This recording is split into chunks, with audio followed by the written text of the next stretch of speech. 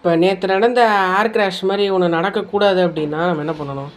அதாவது ஏர் கிராஷ் இப்போ நடந்ததை பற்றி நம்ம ஒன்றும் பண்ண முடியாது. அது எதனால் நடந்தது, எப்படி நடந்ததுன்னு நம்ம யூகிக்க முடியாது. ஆனால் இனிமேட்டு நடக்காமல் இருக்கணும்னா நம்ம என்ன ஒத்துழைக்கணும்? ஃபஸ்ட்டு பேசஞ்சர் உள்ளே போன உடனே மொபைலை கண்டிப்பாக ஆஃப் பண்ணணும். ஏன்னா மொபைலால் நிறைய பிரச்சனை வரதுக்கு வாய்ப்புகள் இருக்குது. ஏன்னா இப்போ எல்லாமே முக்கால்வாசி ஆட்டோமேட்டிக் தான், எல்லாமே லேண்டிங் அண்ட் டேக்கப்லாம். அதே போல் லேண்டிங் 10க்கு 8 ஆட்டோமேட்டிக் 2 மேனுவல் நடக்குது. என்னை பொறுத்த வரைக்கும் பைலட்டாக இருந்தாலும் பைலட்டாக இருந்தாலும் அவங்கள ஆட்டோமேட்டிக்லேயே போட்டக்கூடாது. மேனுவல் 5க்கு 5 பண்ணணும். அப்போ என்ன ஆகும்னா இன்னும் அவங்களுக்கு சர்வீஸ் இருக்கும். இப்போ 20-30 வருஷமாக தான் ஆட்டோமேட்டிக்கில் இருக்குது. இதுக்கு முன்னாடிலாம் மேனுவல் தான். ஸோ மேனுவலில் இருக்கும்போதுலாம் அந்த அளவுக்கு ஆக்சிடென்ட் நடந்ததில்லை. ஸோ அதனால் பைலட்டுக்கு நம்ம மேனுவலில் எவ்வளோ நம்ம இன்க்ரீஸ் பண்ணுறோமோ அந்த அளவுக்கு அவங்களுக்கு சர்வீஸ் இருக்கும். அதை போராடி ஒரு விஷயத்தை அவங்க ஆக்சிடெண்ட்டை தடுக்கலாம் அப்படின்ற ஒரு விஷயம் இருக்குது.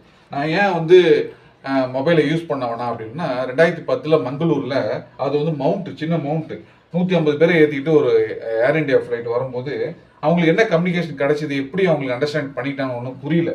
அதனால் லேண்டிங் இங்கே பண்ண வேண்டியதான் ஒரு 100 மீட்டர் தள்ளி இறக்கிட்டார். இப்போ என்ன ஆகுன்னா அவங்களுக்கு அந்தந்த ஏர்போர்ட்டோட அத்தாரிட்டி கம்யூனிகேஷன் கொடுத்துட்டே இருப்பாங்க, 100 மீட்டர் 50 மீட்டர் 10 மீட்டர்னு.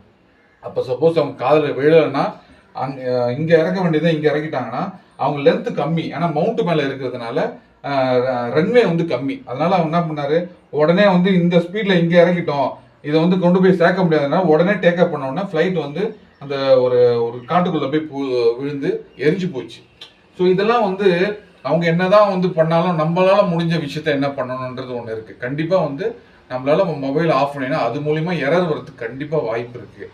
அது ஒன்று. லக்கேஜை எப்படி லோட் பண்ணுறாங்க, லக்கேஜ் கரெக்டாக அது ஆடாமல் அசையாமல் இருக்கா. ஏன்னா டேக்அப் ஆகும்போது லக்கேஜ் எல்லாம் ஒரே இடத்துல உருண்டு அதை கூட தடுத்துருக்குமோ.